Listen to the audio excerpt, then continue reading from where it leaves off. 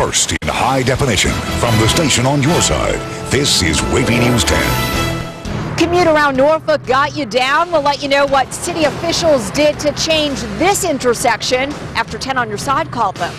And police say a woman killed a pregnant mother and her unborn child tonight. The victim's family speaks out as police reveal why the suspect committed the crime. Plus, a deadly crash on a local Navy base.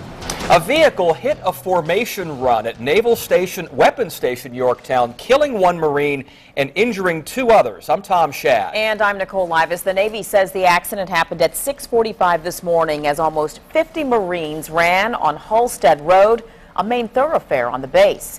10 on your side's Ava Hurdle has our top story. This accident happened around 6:45 in the morning. That's about the time troops were running in formation and people were arriving for work.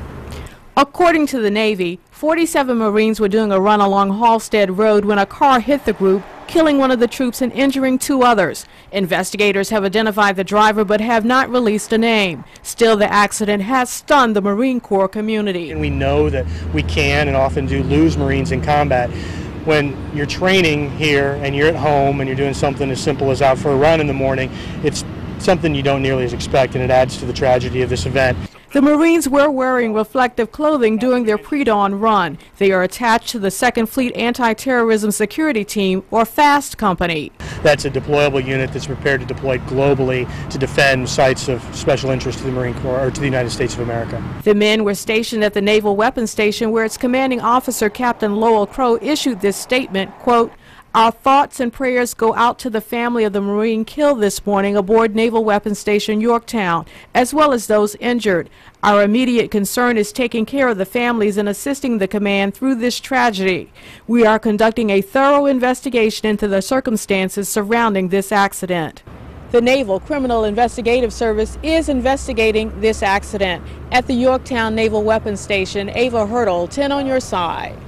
Again, the military is withholding the names of the Marine who died and those who were hurt until relatives are told. Well, it seems Mother Nature has given the sun a day off, but fear not. Don Slater says it shall return. The question, when? June. No, I think by the weekend. I think really by Friday afternoon and into the weekend. Things are looking good. But we've got some scattered light rainfall into the area right now. We did have a little more, obviously, during the morning hours. Very, very light rain for the most part this morning. But we are seeing a little bit more heavy, steady rain going on across the Outer Banks. You can see, again, some pockets of moderate rain in the yellow and orange colors. No lightning, no thunder out of any of this. And you can see a couple of spots of rain into eastern North Carolina and also between Richmond and about West Point, but that's about it for the area. Tonight, I think we'll see a little more rainfall into the area, but still, when you add it all up and take it through the next couple of days, we're looking at only around 1/4 of an inch, perhaps a little bit more into our area, with the heavier rain being on off toward the mountains in the Piedmont areas of Virginia and North Carolina. So scattered light rain is likely for tonight. For tomorrow, less of a chance of rain, just a few showers. It's going to be warmer, so we could see a little bit of a rumble or two of thunder with it, but no severe weather is very, very likely. And Thursday, warmer still with only isolated rainfall into the area. Once we get into Friday, things settle on down, and they really settle on down nicely for the weekend. We'll tell you more about that in a few minutes. A former Virginia Beach middle school teacher will spend 6 years behind bars. A judge sentenced Randall Peon to charges for attempted indecent liberties and proposing sex with a minor. Peon pleaded guilty back in April, and court documents say he exposed himself online to a person he thought was a teenage girl. It was really an undercover police officer. Well, closing arguments are expected in the federal trial of 3 North Carolina men accused of plotting to attack the U.S. Marine Corps base in Quantico and overseas locations. Mohammed Omar Ali Hassan, Ziad Yaghi, and Hissan Sharifi pleaded not guilty to those charges. Closing arguments are expected today. 3 others pleaded guilty. One other defendant declined to have an attorney represent him and will be tried after trial for the others. Actor Corbin Burnson filed a lawsuit against a Virginia Beach company seeking more than $660,000 for a breach of contract. Burnson played Arnie Becker on LA Law. Innovative Legal Marketing LLC hired him to do promotional work in 2009. Burnson filed a lawsuit saying the company canceled the $1 million contract in June. The contract was scheduled to last 5 years. Burnson's attorney says the company also wrongfully used his client's image on its website after it ended the contract, and that it aired commercials featuring him as recently as September. Now to long lines at a lengthy red light in downtown Norfolk. Question is which one? Changed traffic patterns to accommodate light rail slowed down drivers around this popular intersection. We're talking about Duke Street and Brambleton. We sent 10 on your side's Melanie Woodrow to check it out. Yeah, and take a look at this backup. Look at all of these cars, a lot of them waiting to make a left-hand turn onto Brambleton, and check out the traffic, just how far down the street this traffic goes. As I said, many of these drivers attempting to make a left-hand turn. It seems a bit much, don't you think? That's what we thought. Turns out we were right. It's always when you're late that you wish the rest of the world would just hurry up. Normally because I'm always in a rush, so it is frustrating. Alicia Teamer is not alone. Check out drivers on Duke Street trying to make a left. Nothing right about this. Rush hour is definitely a problem. There used to be 2 left turn lanes here, but that changed with light rail. John Stevenson with the city's transportation team says there is a new traffic pattern and new signal timing. But our intention of the project was to move about half of that traffic that was on Duke Street. Problem is, drivers don't seem to know traffic on Bush Street now goes both ways. The light just went from green to red, and we're starting the clock. So the light turns green again in just under 2 minutes, but it only stays green for about 20 seconds, and that's why drivers should really consider using Bush Street. As far as really letting the public know, I don't know if there was a big outreach effort to do that. Which partially explains the parking lot on Duke Street. We found a glitch that would intermittently cause the southbound Duke Street to have a shortened green time. So thanks to you, we've been able to at least identify that today and take care of that. 10 on your side found out this light had a glitch. We got it fixed. What do you say to that? Oh, well, thank you. And you're welcome to that, driver, and all of the others, myself included. So again, want to mention that if you are somebody who normally makes a left onto Brambleton, going a block up to Bush Street could definitely save you some time. But here's something you need to know about making a left-hand turn from Bush Street onto Brambleton. That turn signal is controlled by a camera, so you want to make sure that your vehicle is just up to the white line, but not too far over the white line into the pedestrian crosswalk, or you will find yourself sitting there for quite a while as well. Reporting live in Norfolk, Melanie Woodrow, 10 on your side. The President's Jobs Council released a number of recommendations today on how to boost the economy. The Council's report recommends funding for projects to rebuild infrastructure, easing regulations on small businesses, and making it easier for foreign-born workers to stay in the United States. The President authorized advisors to concentrate on projects which don't need lawmakers' approval. Scour this report. Identify all those areas in which we can act administratively without additional congressional authorization and just get it done. The chair of the Jobs Council is the chairman and CEO of General Electric. Governor Bob McDonnell is asking President Obama to come to the town at the epicenter of August's earthquake. The Obama administration turned down Virginia's application for federal assistance for that quake centered in Mineral. In a letter, the governor urged the president to see this damage firsthand when he's in Virginia promoting his jobs package next week. McDonnell says Virginia will appeal the decision by the Federal Emergency Management Agency. We're on your side with a consumer alert about a popular jogging stroller. BOB is recalling more than 400,000 single strollers. The company says the stroller's logo's backing patch can come off and become a choking hazard for kids. This includes strollers made between November 1998 and November 2010. The strollers were sold nationwide at several stores, including Babies R Us and Amazon. Stop using it immediately and remove the patch if you have one. For more information on this and other recalls, just go to WAVY.com.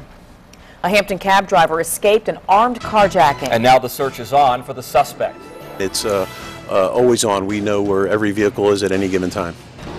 New at 5:30, how police teamed up with the cab company to track down the stolen car. And vitamins, they're part of a healthy lifestyle for many of us, but new research links some supplements to an early death. We're on your side with those important details. But first, new details in the deaths of a pregnant woman and her unborn child. Why the suspect told police she committed the violent crime. And to look at how much rain we've gotten today, not all that much. It's basically been nothing all the way on up to a couple of tenths of an inch, not much more than that. Outer Banks, Hatteras Island has got a little more than that. What's ahead for the rest of us and the rest of the time being? We'll tell you with our forecast in a few minutes. You're watching WAVY News 10 at 5 with Tom Shad, Nicole Libus, and Super Doppler 10 Chief Meteorologist Don Slater.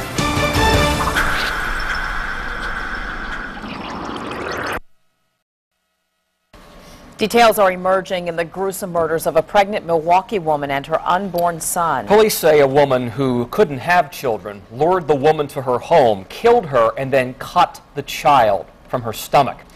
Annette Morales Rodriguez appeared in court, keeping her head down.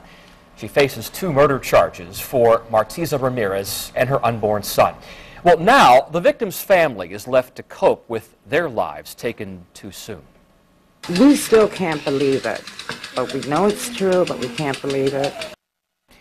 Police say the suspect faked her pregnancy and needed to find a baby quickly. They say that she lured Ramirez to her apartment, then hit her repeatedly with a baseball bat, strangled her, cut the baby from his mother's womb. She later confessed to police what she did. A superhero gone bad, robbing North Carolina gas stations. Police are on the trail of a bad Spider-Man responsible for the holdups. We'll give you a look at the surveillance video. But first, a warning to men about vitamin E, why it may cause more harm than good when dealing with the prostate.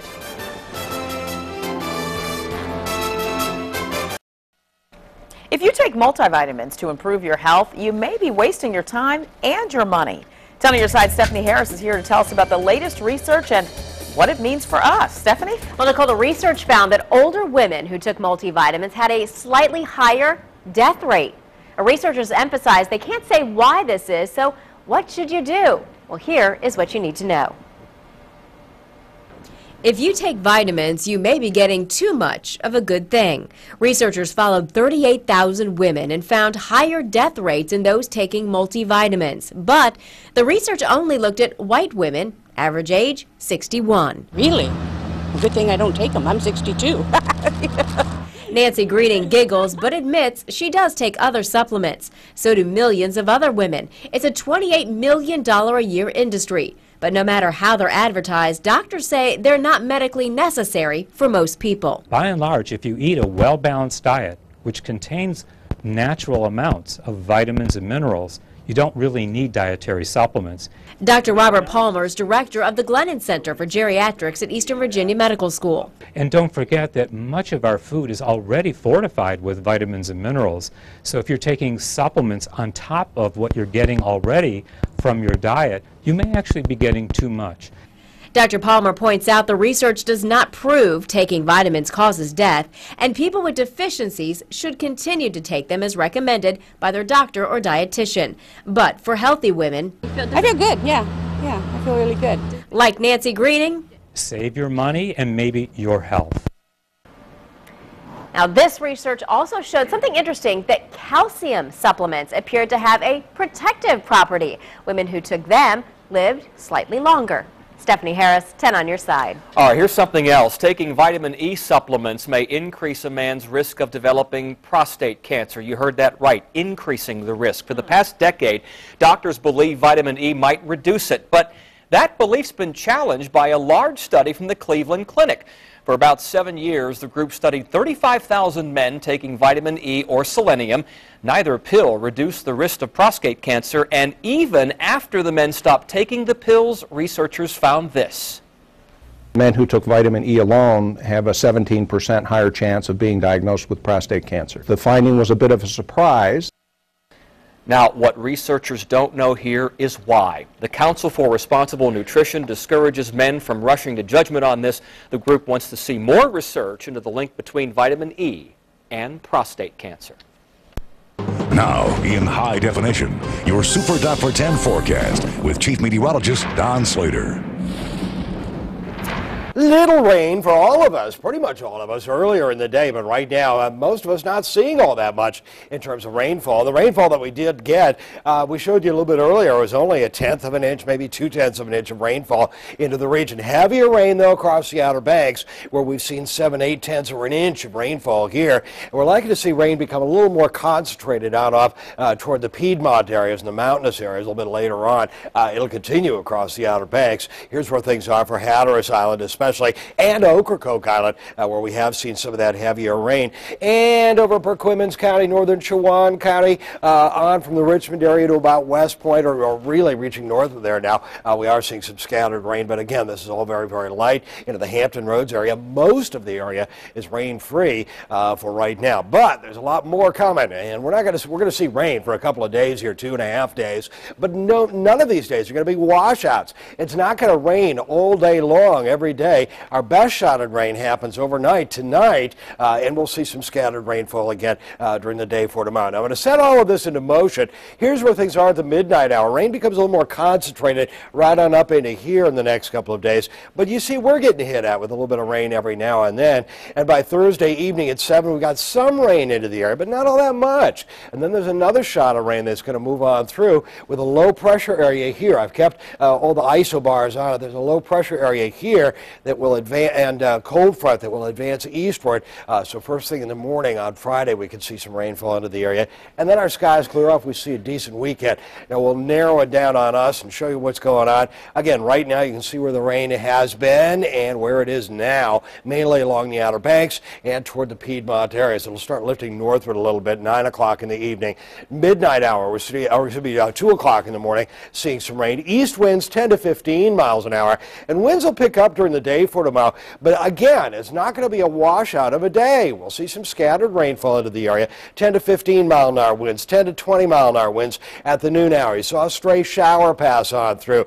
Take it to the midnight hour, we clear off for a time, but then we cloud up again during the day on Thursday. And Thursday, as far as the chances of rain, not that big at all. This little wind shift line is out there, and that could kick off a stray shower or thunder shower coming up during the day on Thursday. But even then, it's not that entirely likely. Norfolk Zoo, good place to be today, even with that light rain of this morning. Again, there's not much rain out there right now. Temperatures around the 70-degree mark or low 70s. You can see it's 73 in Chesapeake, 72 into Suffolk. Overnight, we'll drop on down into the low to mid-60s, and I tend to think a lot of us will only end up into the mid-60s for an overnight low, 64, 65 degrees. During the day tomorrow, yep, we could see some rain, but it's not going to be a washout. Around 75 for a high, 78 on Thursday, 76 on Friday. Then we cool down for the weekend, but our skies clear off for a great weekend ahead.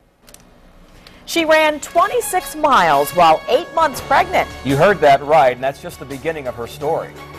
The race was definitely easier than the labor. We're all going to meet the mother who gave birth just hours after completing a marathon and her new bundle of joy. Then. I don't think an iPhone can bring down an airplane. Can mobile devices really interfere with an aircraft's radios or sensitive electronics? We'll have the answer at 5:30, and it might surprise you.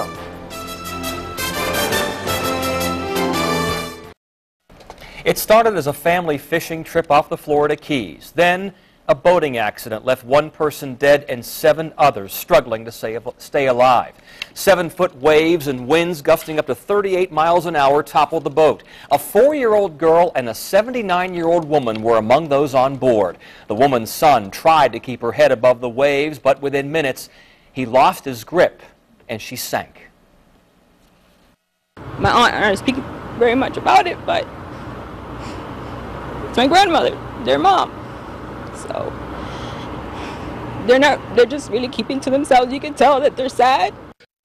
For the next 20 hours, the family treaded water while the 4-year-old held on to a cooler. A fishing crew spotted the capsized boat and called the Coast Guard for help. Those 7 survivors are recovering tonight. Most people wouldn't dream of running 26 miles at all, let alone at 38 weeks pregnant. But one woman competed in a marathon and gave birth 7 hours later. Meet Amber and her new baby girl, June. Nicknamed the Marathon Mom, Amber Miller gave birth to the baby just hours after crossing the finish line in the Chicago Marathon. Unimaginable for most women, but not for this mom. Something I've been doing for a really long time, and I know what my body can handle. I think I'm pretty smart about it. Obviously, Mom is a very experienced runner and in excellent shape, and so these situations should be reviewed with their OBs and their physicians, and to make sure that this kind of exercise would be appropriate for that level of pregnancy and that particular mom. Amber says she has run 8 marathons, and this was her second while pregnant with Baby June. Maybe Baby June will be a runner, huh? My mother ran marathons running after me as a baby. I can tell you that right now. Normally, Spider-Man stops robberies, but in North Carolina, this superhero has a dark side. Wait till you hear what police say he's stealing. And major overcrowding at animal shelters. We've learned it's a massive problem throughout Hampton Roads, and these facilities and animals are desperate for your help. I'm Katie Collette. We'll let you know what you can do coming up.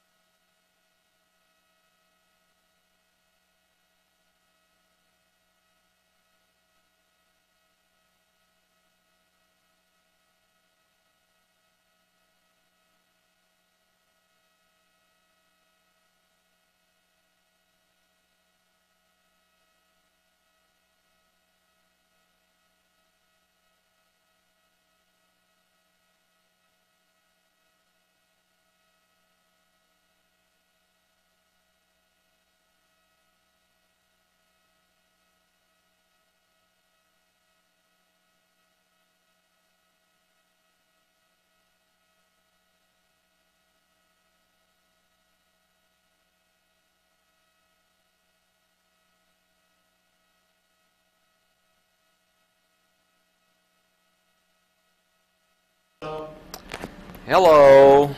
Let me just get the mic on here. All right. Hello, Stephanie. Hey, Matt. Check. How's that? 1, 2, 3, 4, 5. It's good, Tom. Thank you. Mm-hmm.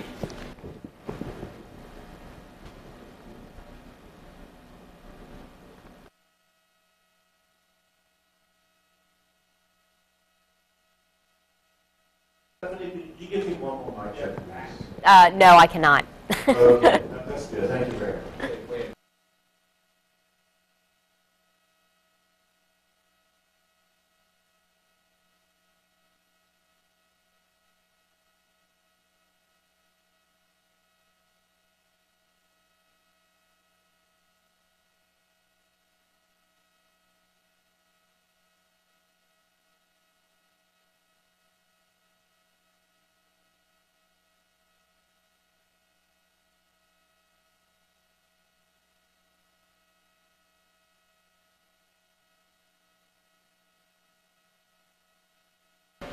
A robber in North Carolina decided to dress up a little early for Halloween, and now police are looking for a sketchy superhero.